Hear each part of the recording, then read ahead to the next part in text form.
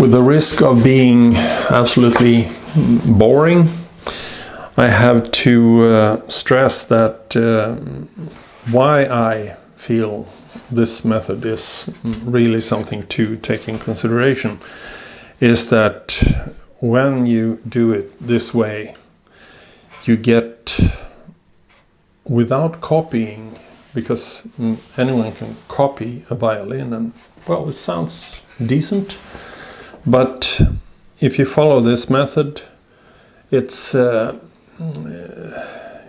gets you to the very good result, which is also very close to what we admire in the old masters' work.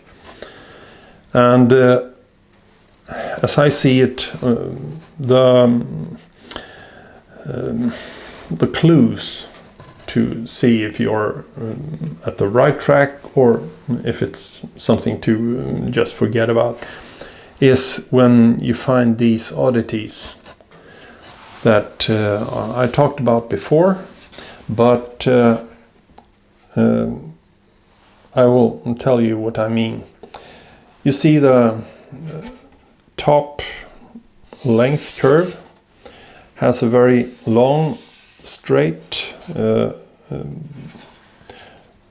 part here, and when you see the back, it's much more curved like this. And on the same instrument, it would be very logical to make the same curve. Why alter it? But this comes forth in this method. Also, I stressed before, with all this, is the part outside the F-holes. It does not follow the arching. Before I cut the F-holes, the arching is much fuller here, but when I cut the F-holes, the pitch goes up on the outer part. Also, the pitch goes up in the middle here on this tongue going out here.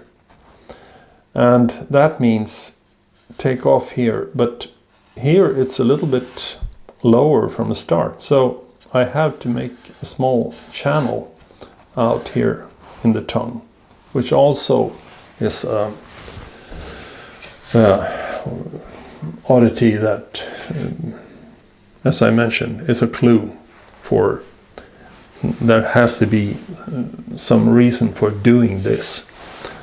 I don't think that all these makers made this lower part here just because it's fancy. I mean, if that was the case, then it would perhaps be in style for a while, but after a while it's more easy to just make it full all the way out to the edge. But this is a feature that comes on all the time on these old instruments. We can go to the back and look at the arching. The arching is pretty full all the way here in the lower part, but here it's much more scooped.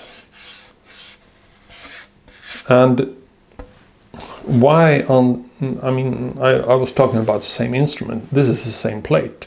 Why not do the same character of arch here as here?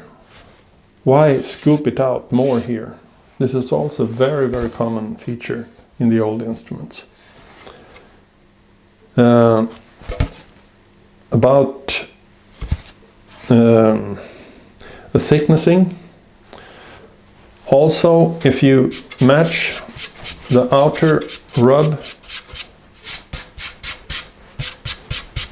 with the inner,